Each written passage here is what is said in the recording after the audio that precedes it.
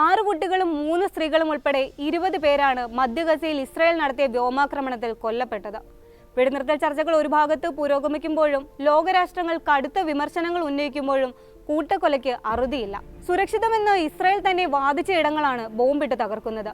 മധ്യ ഗസയിലെ there Al ബലാഹിൽ Israel സൈന്യം പ്രഖ്യാപിച്ച സുരക്ഷിത മേഖല ഉൾപ്പെട്ട അഭയാർത്ഥി ക്യാമ്പുകളിലായിരുന്നു കഴിഞ്ഞ ദിവസത്തെ ബോംബ് വർഷം. വ്യോമാക്രമണത്തിൽ നുസൈറാത്ത് അഭയാർത്ഥി ക്യാമ്പിലെ 3 വീടുകൾ തകർന്ന് 5 കുട്ടികളടക്കം 12 പേർ കൊല്ലപ്പെട്ടതായി അൽ അഖ്സ ആശുപത്രി അധികൃതർ പറഞ്ഞു. മറ്റൊരു ആക്രമണത്തിൽ 4 പുരുഷന്മാരും 3 സ്ത്രീകളും ഒരു കുട്ടിയുമാണ് കൊല്ലപ്പെട്ടത്. തെക്കൻ നഗരമായ ഖാൻ യൂനിസിന് സമീപം അഭയാർത്ഥികൾ താമസിക്കുന്ന സ്കൂൾ ആക്രമിച്ചതിന് പിന്നാലെയാണ് ബുധനാഴ്ച പുലർച്ചെയും വ്യോമാക്രമണം തുടർന്നത്. ഇതിൽ 8 കുട്ടികൾ ഉൾപ്പെടെ 31 പേർ കൊല്ലപ്പെട്ടു. 9 മാസത്തിനിടെ ഗസയിൽ കൊല്ലപ്പെട്ടത് 38,200-ലധികം പേരാണ്. എന്നാൽ കണക്കിൽപ്പെടാത്ത ജീവനുകൾ 1 ലക്ഷത്തിലേറെ വരുമെന്ന് അടുത്തിടെ ഒരു പഠന റിപ്പോർട്ട് പുറത്തു വന്നിരുന്നു. 10,000-ങ്ങൾ പലായനം ചെയ്തു കഴിഞ്ഞു. അതിർത്തി കടക്കാൻ കഴിയാതെ അഭയാർത്ഥി ക്യാമ്പുകളിൽ തിങ്ങിപ്പാർക്കുന്നവർ ലക്ഷക്കണക്കിന് വരും. ഇതിനിടെ ഗസ സിറ്റിയിൽ നിന്ന് മുഴുവൻ ഫലസ്തീനുകളോടും ഒഴിഞ്ഞു പോകണമെന്ന മുന്നറിയിപ്പ് നൽകിക്കഴിഞ്ഞു ഇസ്രായേൽ. എന്നാൽ ഇസ്രായേലിന്റെ തന്ത്രം മാത്രമാണ് ഈ ഒഴിഞ്ഞുപോകൽ ഭീഷണിയെന്നാണ് ഹമാസ് പറയുന്നത്.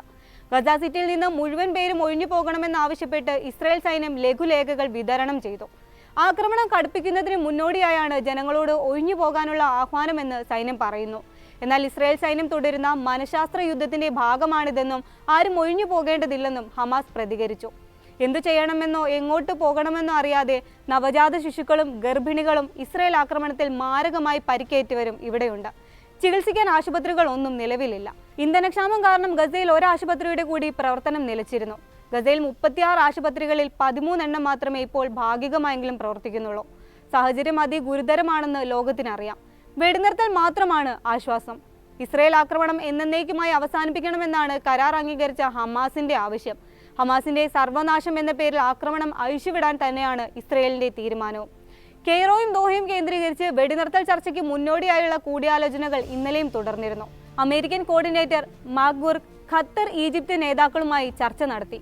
ബന്ധുക്കളുടെ മോചനം ലക്ഷ്യമിട്ടുള്ള വെടിനിർത്തൽ കരാർ വേണമെന്നു തന്നെയാണ് ഇസ്രായേൽ ആഗ്രഹിക്കുന്നതെന്നും രാജ്യത്തിന്റെ സുരക്ഷയിൽ വിട്ടുവീഴ്ച ചെയ്യാൻ കഴിയില്ലെന്നും പ്രതിരോധ മന്ത്രി യോവ് ഗാലന്റും പറഞ്ഞു.